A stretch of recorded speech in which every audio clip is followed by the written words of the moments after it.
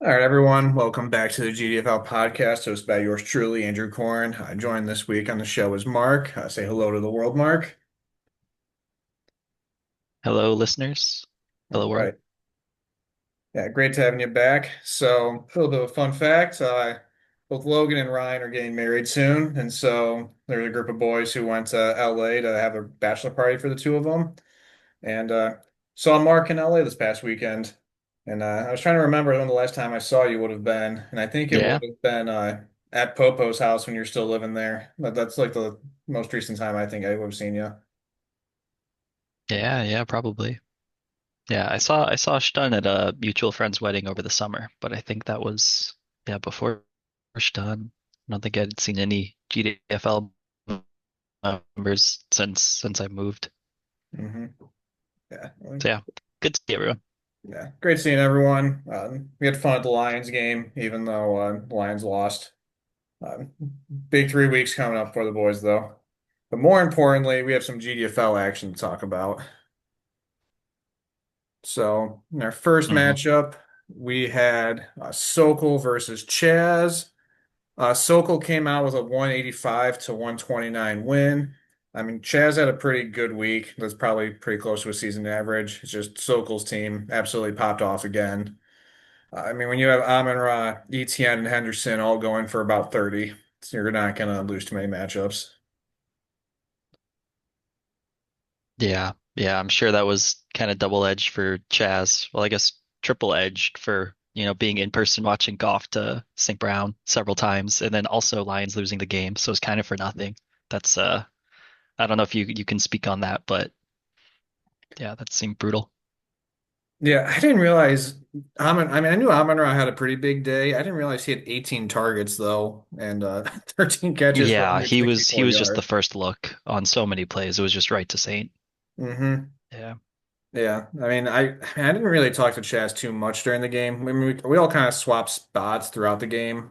I wasn't really paying too close of attention of how he was feeling about it, but yeah, I mean, Sokol, I don't know the exact rank, but I think that was one of the top five highest scoring games in league history, and if not, pretty damn close. Yeah. Great time to do it. Yep. Yeah, I mean for Chaz, I mean Trey McBride even put up a 30 piece. But yeah, Kenneth Walker, Jalen Warren, and Pittman combining for about 10 is pretty brutal. Yeah. Only so Yeah, much. it's tough. Only so I much you can. mean, Go ahead. yeah, I mean 130 is still like a very respectable week. I don't know what like the median score was for the week. If it was like generally a lower or higher scoring week for like league average, but 130 in the playoffs, it's not a bad day. You hope for some more spike weeks than that, but it's not like a failure of roster building by any means. Nope. It's just fantasy. Some weeks you get unlucky. Yeah. I mean, yeah, when you run into a team that scores the highest total in the league, it's just kind of Yeah. shit out of luck. And then the other matchup, so you beat Trevor 129 to 121. You want to walk us through your matchup?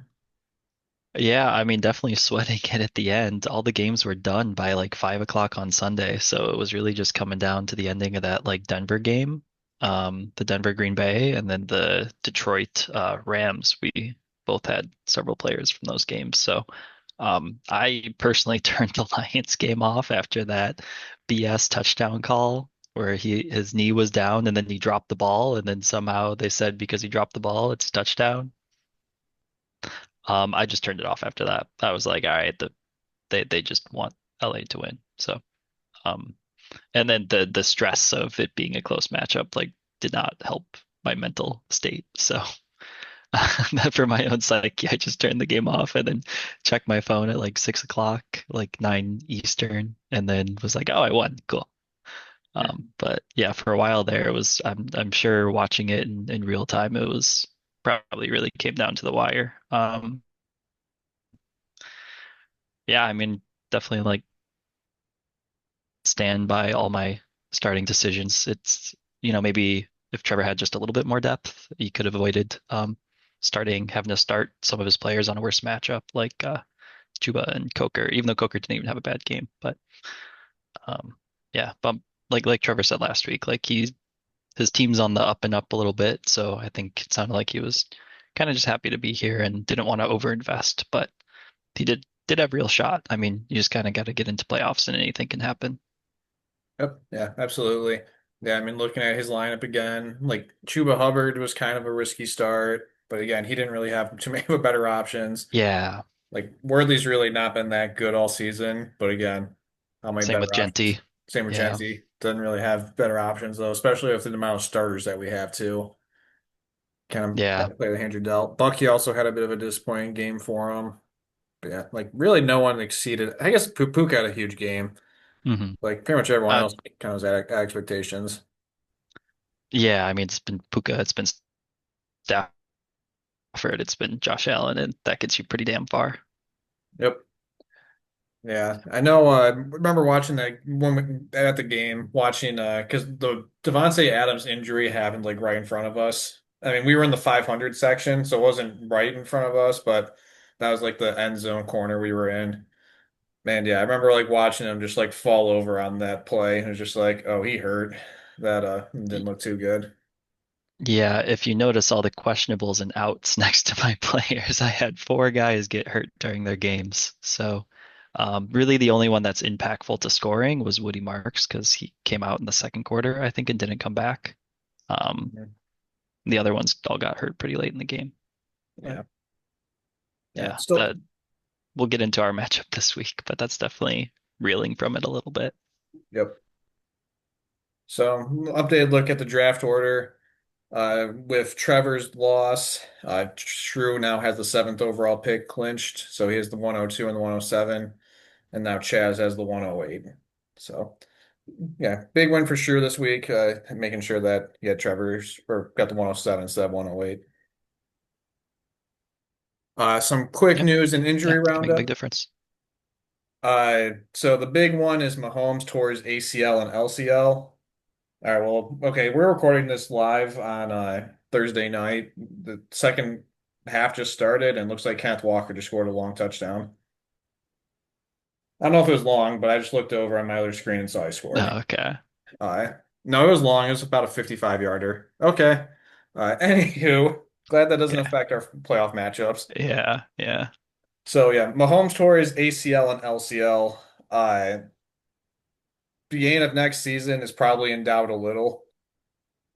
Yeah, Put him they say he's on track for week one. He already had the surgery, already starting rehab. So maybe, I mean, normally, from my understanding, not a doctor, is that people generally wait to have the surgery because there's too much swelling to actually perform the surgery. So the fact he got it so quickly, maybe that's a good sign.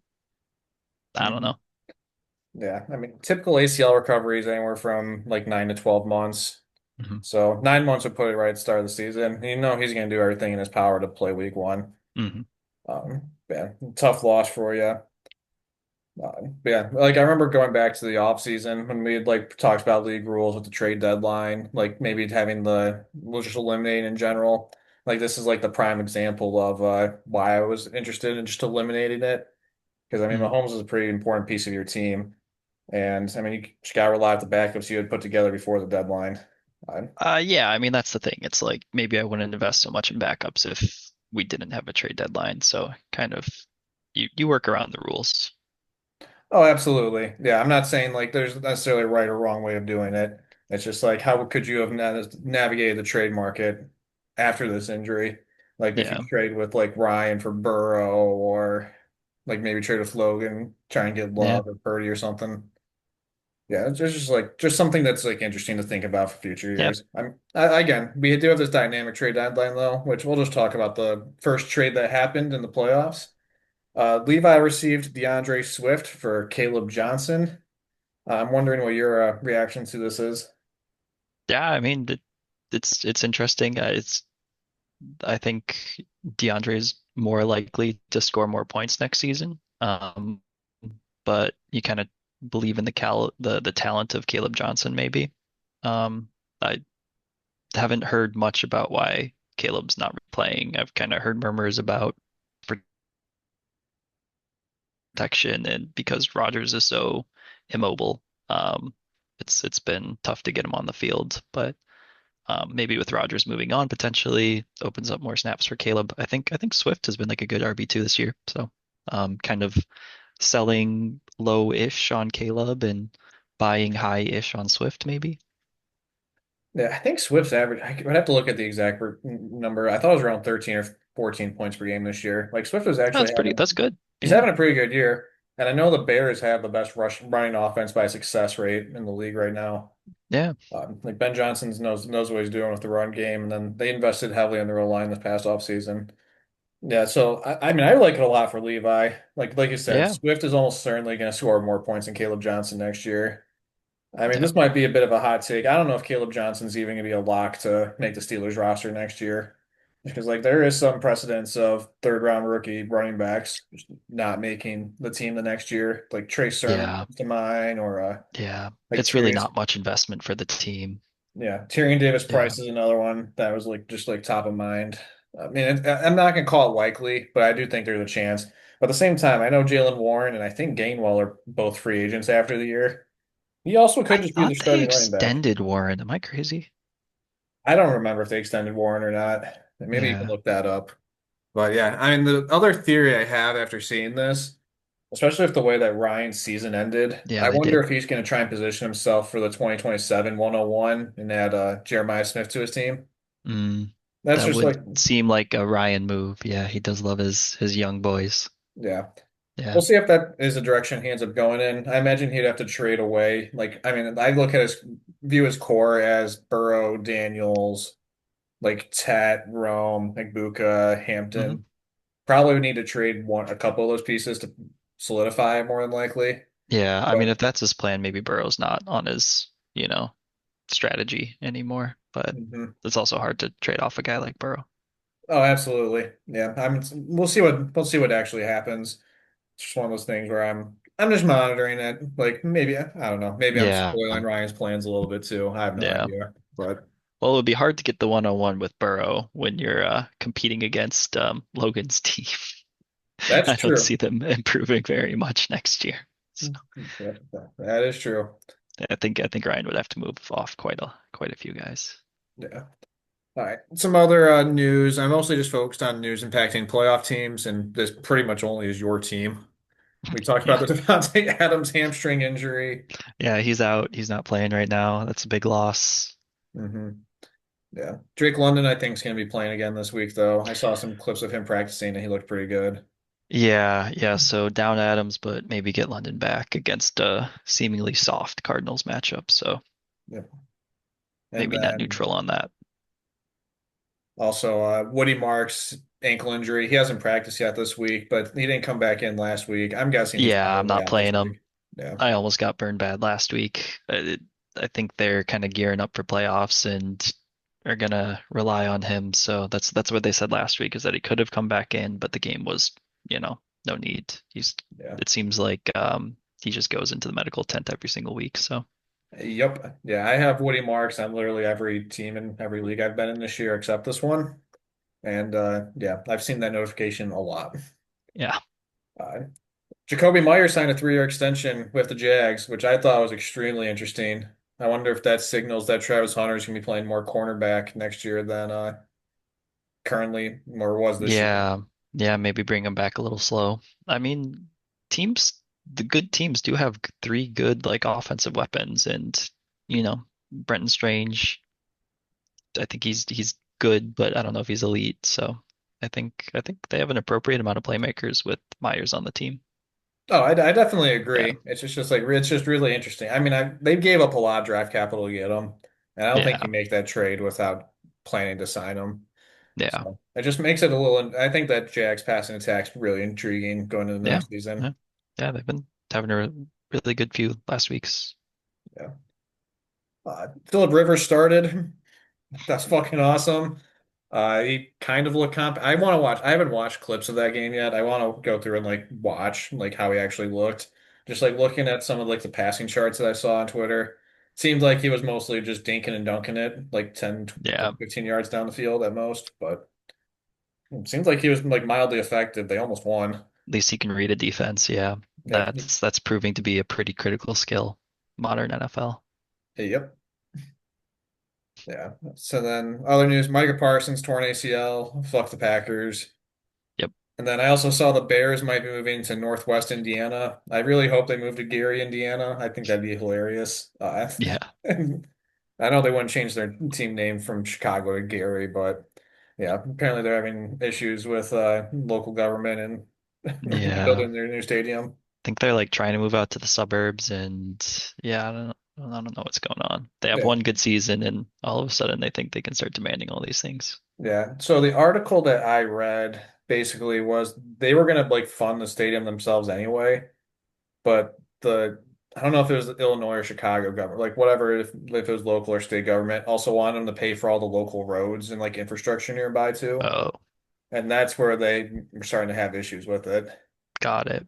So and I'm sure it is like a valid threat to move there. Um, I don't know. We'll see. Maybe. I'm guessing they stay in Illinois though. I'm guessing they're just trying to get some kind Yeah. of deal from Chicago or Illinois or whoever they're Yeah. negotiating with. So yeah, look at some upcoming matchups. We have Stun versus Sokol this week in the semifinals. Stun's projection is currently 10 higher than Sokol's, though I know JSN had a goose egg in the first half, so we'll see how that changes as the game goes on. Couple of key lineup decisions. I think Stun has some really interesting ones this week because Yeah. T-Law is coming off a six touchdown game, but then Herbert's playing Dallas, and then Brissett has just been a QB1 every single Yeah. week. Just actually, yeah. Yeah, that's I mean it's bold benching yeah, T-Law, but he's at Denver. That's a tough matchup. Yeah. Mhm. I don't yeah. And then, yeah, Herbert really hasn't been that good the last few weeks since he really broke his hand or wrist or whatever it was. But he's Yeah. also against Dallas, which is the best matchup. Yeah. So, Think the other interesting one's Waddle with Tua being benched. That one is scary to me. yeah. But yeah, I'm not sure if he has many better bench options than that. Yeah, the one that would be BTJ. Yeah. Um, we'll see. We'll see what Stun does. Or or more. Yeah, he could start. I guess DJ Yeah, Moore DJ is a lot Moore. more interesting this week with Yeah. Rome and Rome's Luka out Burton out. already. Yeah. Well, I know we're giving Stun a lot of bad Or ideas to think about when he listens to this tomorrow. Jordan Mason splitting time with Aaron Jones. I don't know. Let's see. Yeah, I think it'd Yeah. either be BTJ or DJ Moore. Yeah. I was just like looking at projections when I put this together. I think BTJ was the only one within like two of his starters.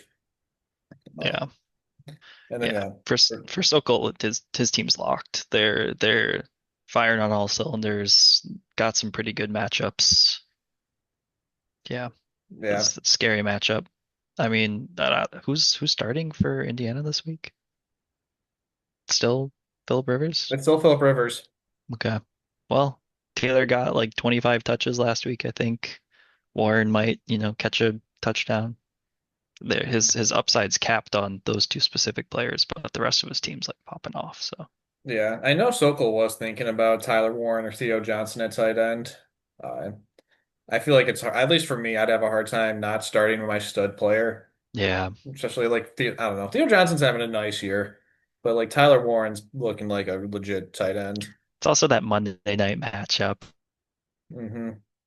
You know, one of those great comeback stories. Maybe you're down by like 20 points and you got Taylor and Warren going in. You get to watch the game, cheer on your guys. Hmm. If I was done in that case, I just wouldn't even be looking at my phone. I know. Stun's a bit of a Colts fan too, Yeah, so that'll be fun for no, him. no. All Yeah. right. Yeah. Do you want to make any predictions on who wins this matchup? I I feel like it's Sokol. He's got some really good matchups, and I know the projection's lower, but yeah, I don't know how much I trust those projections. Yeah, projections don't mean shit. I mean, I picked Stun to Yeah, win the league in my newsletter, so I'm just gonna stick with it. All right. And now my matchup with you. Found some awkward middle school pictures of both of us holding up fish. Uh, yeah, I love Facebook sometimes. But yeah. All right. So I noticed the lineups aren't the same as when I pulled this because I noticed you put in Drake London over Woody Marks, hmm and but that changed your projection like a point. Uh, I'm not too yeah, shocked and to hear Kyron's about that. going now, so Yeah. yeah, Kyron's got 7 points at the moment, so he's respectable. I mean, the Seahawks defense is legit. Like them and the Yeah, Texans, I think, are the best two in the league. Um, yeah, see what happens there. Yeah, I was yeah, looking like at least for like my side, like most of my starting line decisions were actually insanely easy. I mean, that's how you built your team, though. yeah, I was actually thinking about benching Jefferson this week, and then because I mean he really has not been playing well, and then my choices were the deep threat for Philip Rivers or David Montgomery, and Montgomery's been fine. He's been really touchdown or bust. Yeah, they And just haven't the, been using them. hmm And the Steelers aren't a great matchup. They're an okay matchup, but not Hmm. enough for me to want to bench Jefferson against the Giants. Yeah, for the most part, mine was pretty straightforward. Looks like depending on how the week goes, that Kittle game versus the Colts Monday night might end up being the difference. Yeah, like I said, probably not looking at my phone unless it's a big blowout in either way. Hmm But yeah, for me, swapped out Woody for London. And if London's not healthy, I think Jacoby Myers probably is the move. Even at Denver, I think he's still Denver hasn't been quite so shut down on wide receiver ones. They've just been kind of overall low scoring, but kind of went back in the history, and Denver still gives up like a decent amount of catches and decent amount of yards. So hmm Yeah, I mean, yeah, it's either the other choice would be Debo, which I don't even know no, I'm who not. I'm not. against the No, Eagles. no. All Nah, right, you shut nah, that down quick. nah, Yeah, the nah. other one I thought was like you have Kirk Cousins against the Cardinals, which the Cardinals matchup allegedly is red, but I don't think their defense is as good as. No, I think in the last month they've been like pretty abysmal. hmm And then it's like I was wondering if you'd maybe start Minshew, but I mean I'd probably start Cousins too. No, I Uh, think Rice is out too with a concussion. oh yeah, Yeah, that might be a really tough start then. yeah. You have them though in case you need them, I suppose. Mhm. Um, Yeah, I mean, it should be a good matchup. I mean, our Yeah, projections were within point 0.3 when I initially pulled it. I'm sure if we were to look now, it's within about one or two still. yeah, Um, yeah, yeah. No, it's off by a point oh 0.09 right now. that's crazy. Okay. Yeah, Yeah, looking forward to a good matchup. I bet we're yeah. both gonna pick ourselves to Pretty win still. 50-50. Yeah. Yep. All right, now time for our special segment. We're gonna do a little bit of a way too early 2026 QB carousel. So I divided these up into different tiers of definitely getting a new quarterback, probably, maybe, and won't. Originally had okay, so the only team I'm like feeling extremely confident will have a new one going in next year is the Jets. Yeah. Um, and really like I had the Raiders and Cardinals in this might tier. So that's Raiders, Cardinals, Browns, Saints, Falcons, Vikings, Dolphins, Colts, Steelers. I don't think I mean we'll talk about it in a little bit. I think like half of them probably have a new one, but like Hmm. their situations are all interesting enough where they could. Hmm. And then, like all these teams on the right here, I felt very confident we'll be rolling with the same starters next year. So I think there's roughly up to 10 different quarterback openings that could be different next year. But I'm not expecting a ton of turnover. Yeah. Me neither. So a quick look at the contract situations, because I think this actually matters a lot for how much turnover there actually could be. So the six biggest contracts of these teams that might have a new quarterback. So Kyler Murray, I don't think is very likely to get cut unless they're just willing to eat up $57 million in dead cap. But I think there's actually a really good likelihood he gets traded. The team Yeah. trading for him only has to take on $18 million in cap hits. That's really affordable for a quarterback. And I mean, he'd go for probably in that like 30 to 35 range on the open market, I would guess. Um, so yeah, I think there's actually a really good chance Kyler gets traded this offseason. Yeah, I agree. I don't know why they're done with him, but it seems like they're just kind of done. And I think there's going to be a good market for him. hmm Yeah, I mean, they're like I said, named off about 10 different teams that potentially could be looking Hmm. at them. Deshaun Watson is absolutely still going to be a Brown next year. Oh, yeah. Oh, yeah. They He'll literally be cannot get rid of emergency him. quarterback three on Yeah, any given game day. That's about it. yep. So Geno Smith, the Raiders could affordably cut him. It would be almost a $20 million cap hit. Or if they traded him, they would have no cap hit. I don't know if any team would trade for him, but He's probably going to get cut, After I the guess. season, I don't know. Kirk Cousins has a very unmovable contract too. Uh, he's not getting cut because it's $75 million in dead cap. And he Yeah, could get traded, but the team trading for him would be taking on about 37 million.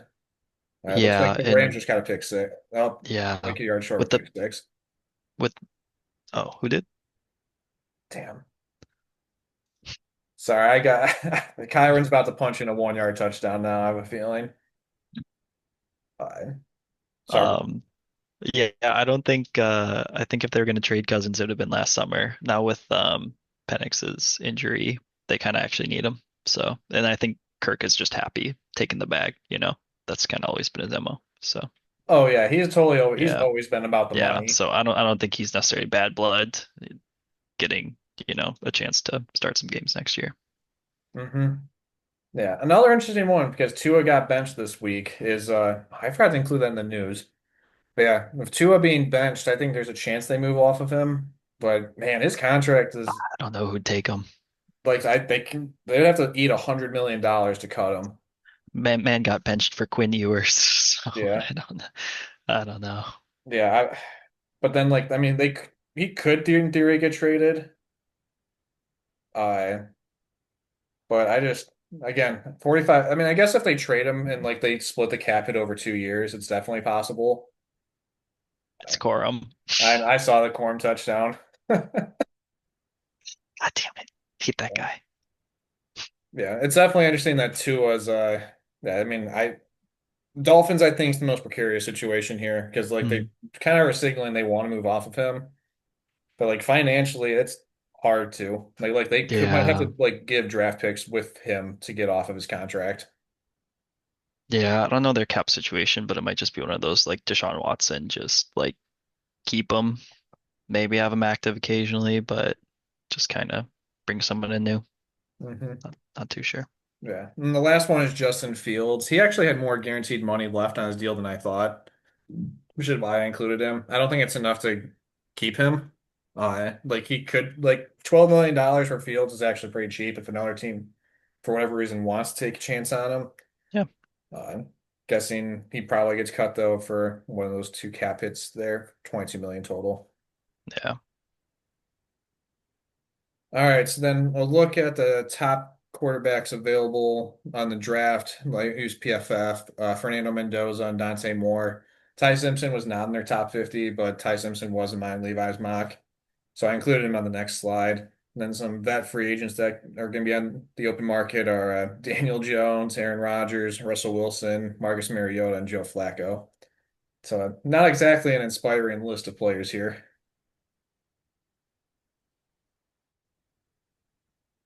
And then a few more that I didn't mention that could be available with a trade would be Jacoby Brissett, Will Levis, Mac Jones, Jameis Winston, Anthony Richardson, and Justin Fields. So we each made our predictions for the 2026, who's going to be starting for each team. So starting with the Jets, I have them taking Fernando Mendoza, and you have them trading for Mac Jones. So I'm curious why you think they're going to trade for Mac Jones. I mean, they just got some good draft capital, right? So they got some spare. They sold the pieces of their defense. I think Mac will be decently cheap. I don't know if he'd command a first with just 1 year left on his deal. Um, I think he is, a veteran kind of quarterback and is competent running an offense. I think the Jets have good pieces on offense, especially with Breece Hall. Um, I think with Aaron Glenn at the helm, he might kind of be looking to repeat the magic with a type of Goff trade.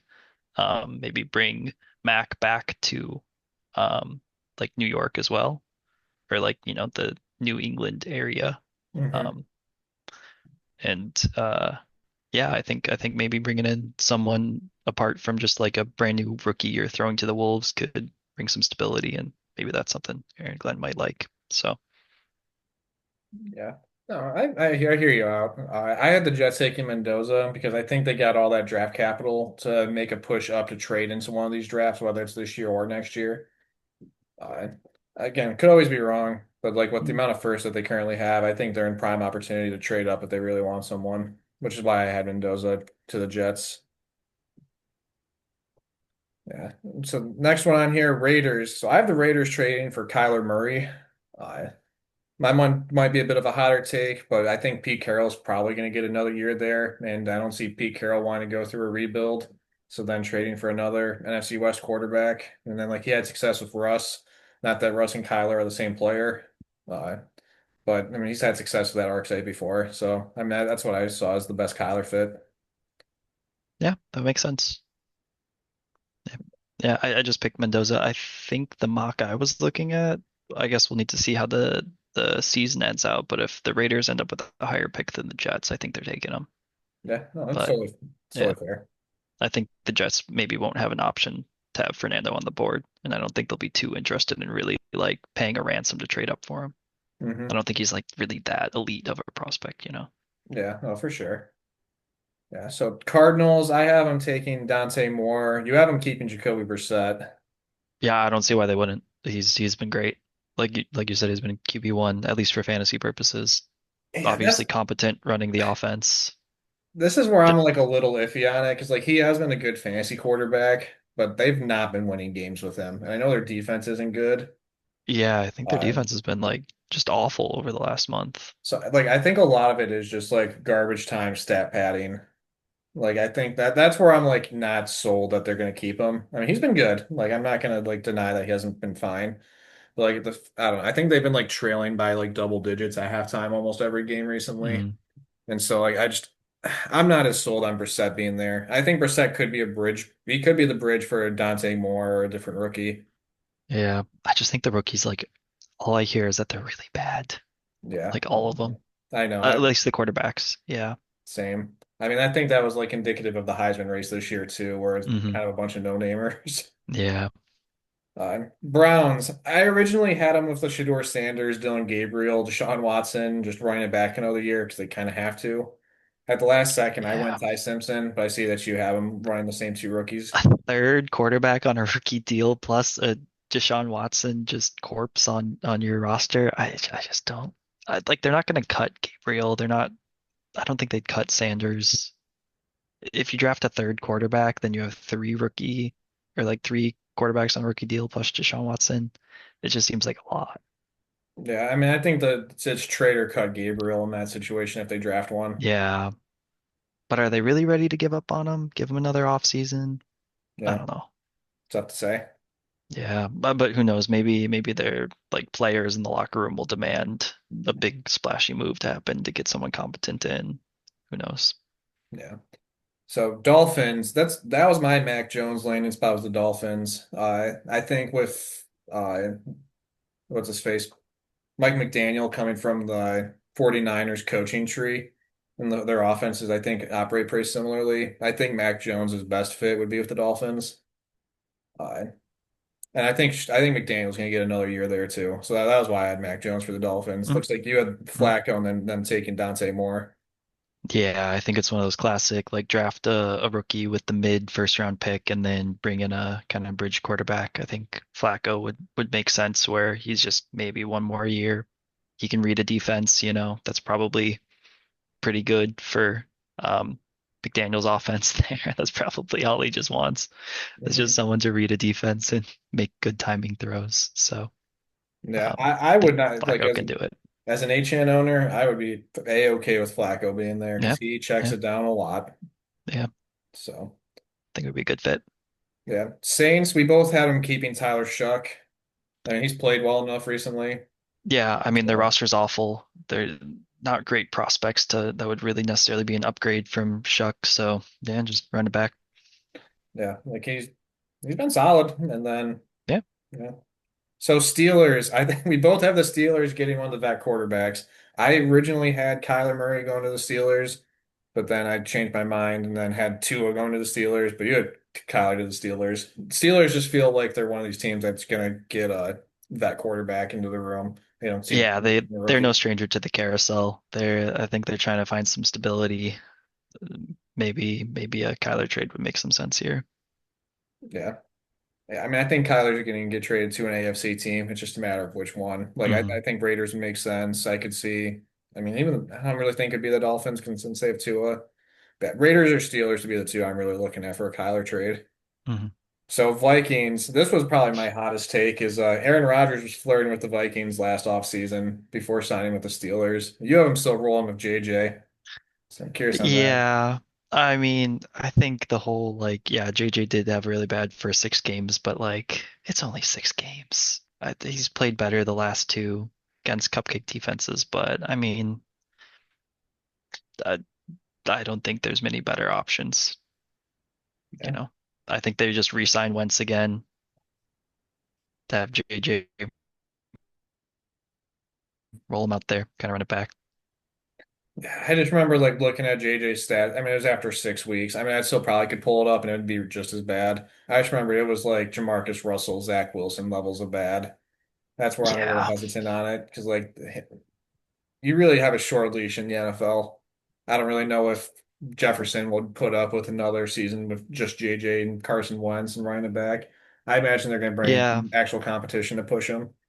Yeah, I don't think they draft someone. I think they maybe bring in like an intriguing vet. Maybe that's just bringing Wentz back. I don't know. He Yeah, was it competent. could be another Flacco little spot too to someone to help mentor him too. Yeah, maybe. Yeah, we'll see. I think Flacco can actually start somewhere, Yeah, but good. we'll see. Yeah.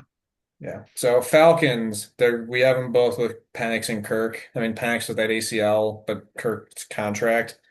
Hmm. I just don't see how it can be anything else. Yeah.